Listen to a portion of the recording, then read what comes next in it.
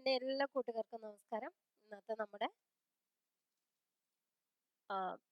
Maths question paper നോക്കാം. 2024 ചോദിച്ച questions തന്നെയാണ്. പക്ഷേ ഇത് കുറച്ച് കൂടുതൽ പറയാനുള്ളത് കൊണ്ട് 10 ക്വസ്റ്റ്യൻ ആണ് ഇന്ന് ചെയ്യുന്നത്. 10 ക്വസ്റ്റ്യൻ ഇനി നാളെ ചെയ്യുന്നതായിരിക്കും. വേണമെങ്കിൽ നിങ്ങൾ കമന്റ് ചെയ്യണം, എങ്കിൽ മാത്രമേ കൂടുതൽ അപ്ലോഡ് ചെയ്യുകയുള്ളൂ. ഫസ്റ്റ് ക്വസ്റ്റ്യൻ നോക്കാം. അർജുൻ തന്റെ വീട്ടിൽ നിന്ന് 25 കിലോമീറ്റർ പടിഞ്ഞാറോട്ട് പോയി, പിന്നീട് ഇടത്തേക്ക് തിരിഞ്ഞ്. ഇങ്ങനെ ഉള്ള ക്വസ്റ്റ്യൻസ് വരുമ്പോൾ ഞാൻ ആദ്യം പറഞ്ഞിട്ടുണ്ട് എന്ത് ചെയ്യണം, കിഴക്കും പടിഞ്ഞാറും നമ്മൾ ചെയ്തു വെക്കണം അല്ലേ, പടിഞ്ഞാറ്. ഇനി എന്താണ്, വീട് ഇവിടെയാണെന്ന് വിചാരിക്കുക. എന്താ ചെയ്തേക്കത്, 25 കിലോമീറ്റർ പടിഞ്ഞാറോട്ട് പോയി. അപ്പൊ ഇവിടെ 25 കിലോമീറ്റർ നടന്നു അല്ലെ. പിന്നെ എന്താ ചെയ്തേ, ഇടത്തോട്ട് തിരിഞ്ഞു എന്ന് പറഞ്ഞാൽ ഇങ്ങോട്ട് വന്നു അല്ലെ. ഇടത്തോട്ട് തിരിഞ്ഞ് എന്താണ് 15 കിലോമീറ്റർ നടന്നു. പിന്നീട് കിഴക്കോട്ട് തിരിഞ്ഞു എന്ന് പറഞ്ഞാൽ ഈ ഭാഗമാണ് കിഴക്ക്, അപ്പൊ ഇങ്ങോട്ടാണ് പോണ്ടത്. കിഴക്കോട്ട് തിരിഞ്ഞ് 40 വേണം. അപ്പൊ 25 കഴിഞ്ഞ് പിന്നെയും പോണം അല്ലെ. 25 കഴിഞ്ഞ് പിന്നെ എത്ര പോണം 40 ആവാൻ? 25 5 30 10 40. അപ്പൊ ഇവിടുന്ന് ഇവിടം വരെയുള്ള ദൂരം എന്ന് പറയുന്നത് 15 ആണ്. ഇവിടം വരെയുള്ളത് 25 ആണ് എന്ന് മനസ്സിലായി അല്ലെ. ഇനി എന്താ പറഞ്ഞ, ഒടുവിൽ ഇടത്തോട്ട് തിരിഞ്ഞ് 15. അപ്പൊ ഇവിടുന്ന് ഇവിടം വരെ എത്തി അല്ലെ. ഇവിടെ 15 കിലോമീറ്റർ ആണ് നടന്നത്. അപ്പൊ ഇവിടെ എത്തി കേട്ടോ. ഇനി എന്താ ചോദിച്ചിരിക്കണേ, അവൻ ഇപ്പോൾ വീട്ടിൽ നിന്ന്, അതായത് വീട് ഇവിടെയാണ് അയാൾ നിൽക്കുന്നത്. അപ്പൊ ഈ ദൂരാണ് ചോദിക്കുന്നത്. ഇവിടെ 15 നമുക്ക് കിട്ടി, കാരണം എന്താണ്, ആകെ 40 നടന്നത്, ഇവിടെ 25 നമുക്കറിയാം. അപ്പൊ ഇവിടെ 15 കിട്ടി. ഇവിടെ 15 വെച്ചെങ്കിൽ ഇവിടെയും 15 അല്ലേ. അപ്പൊ ബി എന്നുള്ളതാണ് ആൻസർ. നെക്സ്റ്റ് ക്വസ്റ്റ്യൻ നോക്കാം. ആൽഫ സംഖ്യാ ശ്രേണിയിലെ അടുത്ത പദം കണ്ടെത്തുക. നോക്കൂ, ഇതിലെ സെഡിന് മുന്നേ എന്താണ്, വൈ. അതിന് മുന്നേ ഉള്ള ലെറ്റർ ആണ് എക്സ് അല്ലെ. ഇനി എന്താണ്, അതിന് മുന്നേ എന്താണ്, എക്സിന് മുന്നേ ഡബ്ല്യു അല്ലെ.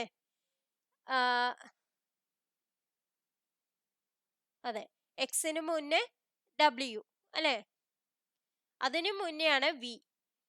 അതേപോലെ നമ്മൾ ഒരു ലെറ്റർ കഴിഞ്ഞിട്ട് പിന്നത്തെ ലെറ്റർ ആണ് എഴുതണത്. അപ്പൊ പിന് മുന്നേ എന്താണ്, ഓ ആണ് അല്ലെ. അതിനു മുന്നേ എന്താണ്, എൻ ആണ് വരിക. അപ്പൊ എന്നുള്ള 2 ഓപ്ഷൻ ആണ് ഉള്ളത്. ഇനി നമുക്ക് അവസാനത്തെ ലെറ്ററുകൾ നോക്കാം, എയും ഡിയും. അപ്പൊ ബിയും സിയും ഇല്ല, പിന്നെ ഡി ആണ് വന്നിക്കണേ. പിന്നെ ഇയും എഫും ഇല്ല, ജി. അങ്ങനെ 2 എണ്ണം കഴിഞ്ഞിട്ടുള്ളതാണ് വന്നിക്കണേ. അപ്പൊ നമുക്ക് നോക്കാം, പി കഴിഞ്ഞ ക്യൂവും ആറും ഇല്ല, എസ് ഉള്ളത് ഏതാന്ന് നോക്കുക. അപ്പൊ എ എന്നുള്ളതാണ് ആൻസർ എന്ന് കിട്ടി. നമ്മൾ ലോജിക് ഉപയോഗിച്ചാൽ മതി, വേഗം ആൻസർ കിട്ടും. അല്ലാണ്ട് എല്ലാം നമ്മൾ കൂടുതൽ ശ്രദ്ധിച്ചു നോക്കണമെന്നില്ല. നമുക്ക് ഒരു ആൻസറേ അങ്ങനെയുള്ളൂ എങ്കിൽ പിന്നെ നമുക്ക് വേറെ ഒന്നും നോക്കേണ്ട ആവശ്യമില്ല, അത് തന്നെ എഴുതാൻ സാധിക്കും. നെക്സ്റ്റ് ക്വസ്റ്റ്യൻ നോക്കാം. വർഷത്തിലെ ആദ്യ ദിവസം അതിവർഷം ഒഴികെയുള്ളത് ഞായറാഴ്ചയാണെങ്കിൽ വർഷത്തിലെ അവസാനത്തെ ദിവസം ഏതാണ്? എന്താണ് പറഞ്ഞേ, വർഷത്തിലെ ആദ്യത്തെ ദിവസം, അതായത് ജനുവരി 1 എന്ന് പറയുന്നത് ഞായറാഴ്ചയാണ്, സൺഡേ ആണ് എന്ന് പറഞ്ഞു. അപ്പൊ ഇനി 365 ദിവസം കഴിഞ്ഞാ നമുക്ക് എന്താണ് വരിക, സൺഡേ കഴിഞ്ഞ് മൺഡേ ആണ് വരിക. 365 ദിവസം, അതായത് ജനുവരി 1 അടുത്ത കൊല്ലം മൺഡേ ആണ് വരിക. അപ്പൊ അവര് ചോദിക്കുന്നത് അവസാന ദിവസം ഡിസംബർ 31 എന്ത് വരുന്നു, അതിവർഷം അല്ല എന്ന് പറഞ്ഞിട്ടുണ്ട്. അതുകൊണ്ടാണ് ഞാൻ പറഞ്ഞത്. അപ്പൊ അതിവർഷം അല്ല എങ്കിൽ ഡിസംബർ 31, അതായത് ലാസ്റ്റ് ഡേ എന്ന് പറയുന്നത് ഈ സൺഡേ തന്നെ വരും. അപ്പൊ ഞായറാഴ്ച എന്നുള്ളതാണ് ആൻസർ. അപ്പൊ 365 ദിവസം കഴിഞ്ഞു വരുന്നതാണ് നമുക്ക് ഏത് വരിക, ഇത് കഴിഞ്ഞിട്ടുള്ള അടുത്ത ദിവസം വരിക. അപ്പൊ ലീപ്പ് ഇയർ ആണ് വെച്ചെങ്കിൽ ഞായറാഴ്ച കഴിഞ്ഞ് തിങ്കളും കഴിഞ്ഞ് ചൊവ്വയാണ് വരിക, അടുത്ത കൊല്ലം ജനുവരി 1 എന്ന് പറയുന്നത്. അപ്പൊ ഇപ്പൊ ഇവിടെ ചോദിച്ചിരിക്കുന്നത് ഡിസംബർ 31. അവര് പറഞ്ഞിട്ടുണ്ട് അതിവർഷം ഒഴികെയുള്ളത് എന്ന്. അപ്പൊ അതിവർഷം അല്ല എന്നുള്ളത് അറിഞ്ഞത് കൊണ്ട് നമുക്ക് 364 ദിവസം കഴിഞ്ഞാൽ ഏത് ദിവസമാണ് വരിക? 364 എന്ന് പറയണത് എന്താണ്? 7 കൊണ്ട് ഡിവൈഡ് ചെയ്യാൻ പറ്റുന്ന ഒരു സംഖ്യയാവും. നോക്കൂ, 4 7 28, 7 35 അല്ലെ? 7 35, 14 2, 52 ആഴ്ച കഴിഞ്ഞാൽ എന്താ? 52 ആഴ്ചയില് ആ ആഴ്ചയുടെ അവസാനം എന്താ വരിക എന്ന് വെച്ചാൽ ഇതിനെ 7 കൊണ്ട് ഡിവൈഡ് ചെയ്യാൻ പറ്റുകയാണെന്ന് വെച്ചെങ്കിൽ അതേ എന്ത് വരും? അതേ ആഴ്ച തന്നെ വരും. അപ്പൊ ഞായറാഴ്ച തന്നെയാണ് വരിക. നെക്സ്റ്റ് ക്വസ്റ്റ്യൻ നോക്കാം. പി ക്യൂവിന്റെ സഹോദരിയാണ്. ഇങ്ങനെയുള്ള ക്വസ്റ്റ്യൻ നമ്മൾ ഒന്ന് എഴുതി നോക്കാം. പി ക്യൂയുടെ സഹോദരി, ക്യൂവിന്റെ സഹോദരി, ക്യൂവിന്റെ സിസ്റ്റർ ആണ് പി എന്നുള്ളത്. പക്ഷേ ഇംഗ്ലീഷില് ഈ ക്വസ്റ്റ്യൻ ഇത്തിരി ഒന്ന് ഇംഗ്ലീഷിലാണ് വായിക്കാൻ നമുക്ക് നല്ലത്. കാരണം എന്താന്ന് വിചാരിച്ചാ ഇവിടെ എങ്കിൽ പിക്ക് എസുമായുള്ള ബന്ധം എന്നാണ് ചോദിച്ചിരിക്കുന്നത്. പക്ഷെ ഇംഗ്ലീഷിൽ പറയുമ്പോൾ എസിന് പിയുമായുള്ള ബന്ധമാണ് ചോദിച്ചിരിക്കുന്നത്. അപ്പം നമുക്ക് നോക്കാം. പി ക്യൂവിന്റെ സഹോദരി എന്ന് പറഞ്ഞു അല്ലെ? ക്യൂവിന്റെ സിസ്റ്റർ ആണ് പി പറഞ്ഞു. ഇനി ആർ എന്നത് ക്യൂവിന്റെ അമ്മയാണ്. അതായത് ആർ എന്ന് പറയുന്നത് ആരുടെ അമ്മ? ക്യൂവിന്റെ അമ്മ. ആർ എന്നാണ് ക്യൂ ഉണ്ടായത്. ഇനി എസ് എന്നത് ആറിന്റെ പിതാവ്. ആറിന്റെ പിതാവ്, ആറിന്റെ ഫാദർ, ഫാദർ എന്ന്, അതായത് ആറിന്റെ പിതാവ് ആണ് എസ് എന്നത്. എസ് ഫാദർ ആണ് ഏതിന്റെ? ആറിന്റെ. ഇനി എന്താണ് പറഞ്ഞേക്കണേ? എസിന്റെ അമ്മയാണ് ടി. എസിന്റെയും അമ്മയാണ് ടി എന്ന് പറഞ്ഞിട്ടുണ്ട്. അപ്പൊ ടി ഇവിടെയാണ് അല്ലെ? മദർ. ഇനി എന്താ പറഞ്ഞേക്കണേ? എങ്കിൽ പിക്ക് എസുമായുള്ള ബന്ധമാണ് അവർ ചോദിച്ചിരിക്കണേ. അപ്പൊ പി ഇവിടെയാണ്. പിയുടെ സിസ്റ്റർ ആണ് ക്യൂ. അപ്പൊ ക്യൂന്ന് ഇതേപോലെ തന്നെയാണ് വെച്ചെങ്കിൽ പിന്നും ഇതേപോലെ തന്നെയാണ് വരിക അല്ലെ? പിന്റെ അമ്മ, അമ്മയുടെ അച്ഛൻ, അങ്ങനെയാണ് വരിക. അപ്പൊ പിക്ക് എസുമായുള്ള ബന്ധം എന്ന് പറയുന്നത് പിയും എസുമായിട്ട് എന്താണ്? എസ് പിയുടെ മുത്തച്ഛനാണ് അല്ലെ? അപ്പൊ എസ് പിയുടെ ആരാണ്? എസ് പിയുടെ മുത്തച്ഛനാണ്. പി എസിന്റെ ആരാണ്? പി എസിന്റെ കൊച്ചു മകളാണ്.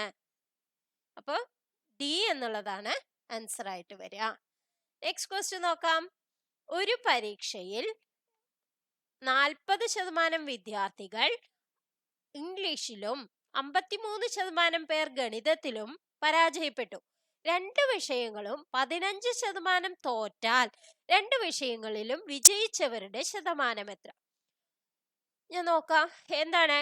തോറ്റവരാണ്, പരാജയപ്പെട്ടവരാണ് പറഞ്ഞിരിക്കുന്നത്. എത്ര ശതമാനമാണ്? ഇംഗ്ലീഷില് 40% അല്ലെ? പിന്നെ മാത്സിൽ എത്ര ശതമാനമാണ്? 53%. രണ്ടിലും, അതായത് ഇ ഇന്റർസെക്ഷൻ എം, അതെന്ന് പറയുന്നത് എത്രയാണ്? രണ്ടിലും തോറ്റത് എത്ര ശതമാനമാണ്? 15%. അപ്പൊ നമുക്ക് എന്ത് കണ്ടുപിടിക്കാം?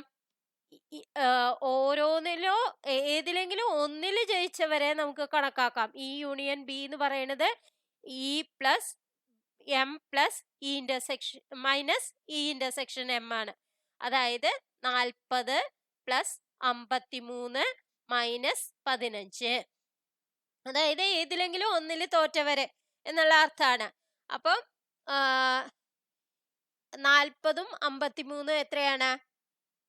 93. അതിന്ന് 15 മൈനസ് ചെയ്താൽ എത്രയാണ്? 8 5 13 ആണ് അല്ലെ? 13. പിന്നെന്താണ്?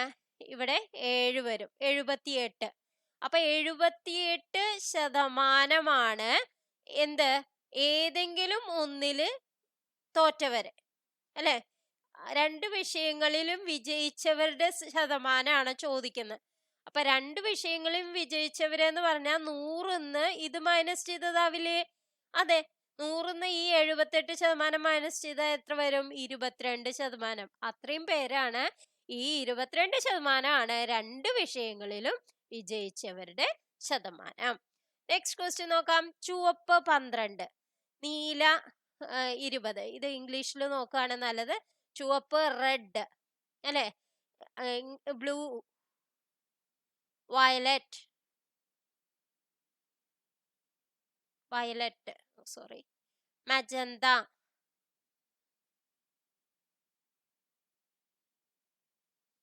ഇതില് എത്ര ലെറ്റർ ഉണ്ട്? 3 ലെറ്റർ അല്ലെ. 3 ഇൻറ്റു 3 പ്ലസ് 1 ഏത് 12 എന്ന് പറയണത് അല്ലെ. ഇതിൽ എത്ര ലെറ്റർ ഉണ്ട്? 4 ഇൻറ്റു 4 പ്ലസ് 1 എത്രയാണ്? 5. അപ്പൊ 4 ഇൻറ്റു 5 20. ഇവിടെ എത്ര ലെറ്റർ ഉണ്ട് നോക്കൂ? 2 4 6 എണ്ണം. 6 ഇൻറ്റു 6 പ്ലസ് 1 എത്രയാണ്? 7. 6 7 42. അപ്പൊ ഇവിടെ എത്രയാണ് വരിക? 2 4 6 7. അപ്പൊ 7 ഇൻറ്റു 7 പ്ലസ് 1 വരും. അത് എത്രയാണ്? 7 ഇൻറ്റു 8 56. അപ്പൊ നിങ്ങൾക്ക് മനസ്സിലായെന്ന് വിചാരിക്കുന്നു. ഇനി കൂടുതൽ എക്സ്പ്ലനേഷൻ വേണമെങ്കിൽ നിങ്ങൾ ഒന്ന് എൻ്റെ മെയിലിലേക്ക് ഒരു മെയിൽ അയക്കുകയോ അല്ലെങ്കിൽ കമന്റ് ആയിട്ട് ഇട്ടാൽ മതി. അപ്പൊ തന്നെ ഞാൻ പറഞ്ഞു തരുന്നതാണ്. നെക്സ്റ്റ് ക്വസ്റ്റ്യൻ നോക്കൂ. 6:40 ക്ലോക്കിന്റെ മണിക്കൂർ സൂചിക്കും മിനിറ്റ് സൂചിക്കും ഇടയിലുള്ള കോൺ എത്ര? 6:40 എന്ന് പറഞ്ഞാൽ ഒന്ന് 6-ലും ഒരു സൂചി 6-ലും മറ്റേ സൂചി ഏതിലാ വരിക? 40 മിനിറ്റ് വരണം വെച്ചെങ്കിൽ 8-ല് വരണം അല്ലെ. 6-ലും 8-ലും ആണ് വരിക. അപ്പൊ ഇതിന് എത്ര ഇടകളുണ്ട്? 6 കഴിഞ്ഞാൽ 7, 7 കഴിഞ്ഞാൽ 8, അങ്ങനെ 2 ഇടകളുണ്ട് അല്ലെ. 2 ഇടകൾക്ക് എത്ര ഡിഗ്രി വീതം വരും? 30 ഡിഗ്രി വീതം വരും. അപ്പൊ 60 ഡിഗ്രി വന്നു. ഇനി എത്ര മിനിറ്റ് ആണ് പറഞ്ഞേക്കണേ? 40 മിനിറ്റ് ആണ്. അപ്പൊ 6-ന്ന് കുറച്ച് നീങ്ങിണ്ടാവും. ആ കുറച്ച് നീങ്ങിയത് എത്രയാന്ന് കാണാൻ വേണ്ടിയിട്ട് ഈ 40-നെ 2 കൊണ്ട് ഡിവൈഡ് ചെയ്യണം. അതായത് 20 ഡിഗ്രിയാണ് നീങ്ങിണ്ടാവുക. ഏത്? അവർ ഹാൻഡ്. അവർ ഹാൻഡ് കുറച്ച് നീങ്ങിണ്ടാവും, അത് 20 ഡിഗ്രിയാണ്. അപ്പൊ നമുക്ക് ഇനി എന്താണ്? ഇത് ഏതാണ്? എവിടെയാണ്? ഇത് ചെറുതും ഇത് വലുതുമാണ് അല്ലെ. അപ്പൊ നമ്മൾ ഇതിന്ന് മൈനസ് ചെയ്യണം. അപ്പൊ എത്ര ഡിഗ്രി മൈനസ് ചെയ്യണം? 20 ഡിഗ്രി മൈനസ് ചെയ്യണം. അത് എത്രയാണ്? 40 ഡിഗ്രി എന്നാണ് വരിക. അപ്പൊ ഏതാണ് ആൻസർ? എ എന്നുള്ളതാണ് ആൻസർ. നെക്സ്റ്റ് ക്വസ്റ്റ്യൻ നോക്കാം.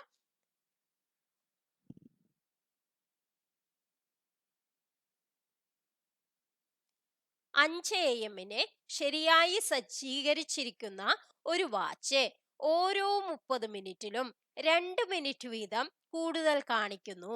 അതേ ദിവസം 10:20 AM വാച്ചിലെ യഥാർത്ഥ സമയം എത്രയായിരിക്കും? നോക്കൂ, 5 എന്ന് പറയുമ്പോ 5 AM ശരിയാക്കി വെച്ചിട്ടുണ്ട് അല്ലെ. 5 കഴിഞ്ഞ് 5:30 ആവുമ്പോ എന്താവും? 2 മിനിറ്റ് കൂടും. 5 കഴിഞ്ഞ് 6 ആവുമ്പോഴോ? അപ്പൊ 4 മിനിറ്റ് കൂടും അല്ലെ. 5 കഴിഞ്ഞ് 6 ആവുമ്പോ അതായത് 1 മണിക്കൂർ കൂടുമ്പോ 4 മിനിറ്റ് കൂടും അല്ലെ. 6 എന്ന് പറയണത് 6 4 ആവും. ഇനി അടുത്ത 1 മണിക്കൂർ കഴിയുമ്പോ ഒരു 4 കൂടി കൂടും അല്ലെ. 7 8 ആവും. ഇനി അടുത്ത 1 മണിക്കൂർ കഴിയുമ്പോ 8, പിന്നെ ഒരു 4 കൂടി കൂടും, 12 ആവും. പിന്നത്തെ 1 മണിക്കൂറോ 9 എത്രയാവും? 16 ആവും അല്ലെ. പിന്നത്തെ 1 മണിക്കൂർ കൂടുമ്പോഴോ 10 20 ആവും. അപ്പൊ ഈ 10 20 എന്നുള്ള സമയം വരുമ്പോ ശരിക്കും എത്ര വരും? 10 വരുള്ളൂ. അപ്പൊ 10 AM എന്നുള്ളതാണ് ആൻസർ ആയിട്ട് വരിക. നെക്സ്റ്റ് ക്വസ്റ്റ്യൻ നോക്കാം. തുടർച്ചയായ 6 ഇരട്ട സംഖ്യകളുടെ ശരാശരി 25 ആണ്. ഈ സംഖ്യകളിൽ ഏറ്റവും വലുതും ചെറുതുമായ സംഖ്യകൾ തമ്മിലുള്ള വ്യത്യാസം എത്രയാണ്? ഞാൻ എന്ത് വിചാരിച്ചു? ഒരു സംഖ്യ 6 ഇരട്ട സംഖ്യകളാണെന്ന് പറഞ്ഞു അല്ലെ. ഇതിന്റെ ശരാശരി ഒന്നും തന്നില്ലെങ്കിലും വേണ്ടില്ല, നമ്മൾ നോക്കാം. ഒന്ന് 0 2 4 6 8 10 ഇങ്ങനെ 6 ഇരട്ട സംഖ്യകളെ എഴുതി. ഇനി ഇതും ഇതും തമ്മിലുള്ള വ്യത്യാസം എന്താണെന്നാണ് ചോദിക്കണേ. 10 - 0 എത്രയാണ്? 10. 10 ആണ് വ്യത്യാസം വരിക. കാരണം എന്ത് സംഖ്യ എടുത്താലും ഇപ്പൊ x എന്നുള്ളതാണ് ഒരെണ്ണം എന്ന് വിചാരിക്കുക. പിന്നെ അടുത്ത ഇത് x+2 ആണ്. പിന്നത്തത് x+4 ആണ് അല്ലെ. പിന്നത്തത് x+6 ആണ്. പിന്നത്തത് x+8 ആണ് അല്ലെ. അങ്ങനെ വരുമ്പോ ആറാമത്തെ എന്ത് വരും? x+10 എന്ന് വരും. അപ്പൊ ആറാമത്തെ സംഖ്യ മൈനസ് ഒന്നാമത്തെ സംഖ്യ x+10 മൈനസ് x എത്ര വരിക? 10. ഇത് തന്നെയാണ് ആദ്യം പറഞ്ഞതും. അപ്പൊ 10 എന്നുള്ളതാണ് ബി എന്നുള്ളതാണ് ആൻസർ ആയിട്ട് വരിക. Next question. ഒരു വിവാഹ പാർട്ടിയിലെ 40 സുഹൃത്തുക്കൾ ഒരിക്കൽ മാത്രം പരസ്പരം കൈക്കുലുക്കി കൈക്കുലുക്കുകളുടെ എണ്ണം കണ്ടെത്തുക. ഹാൻഡ് ഷേക്ക് അല്ലെ?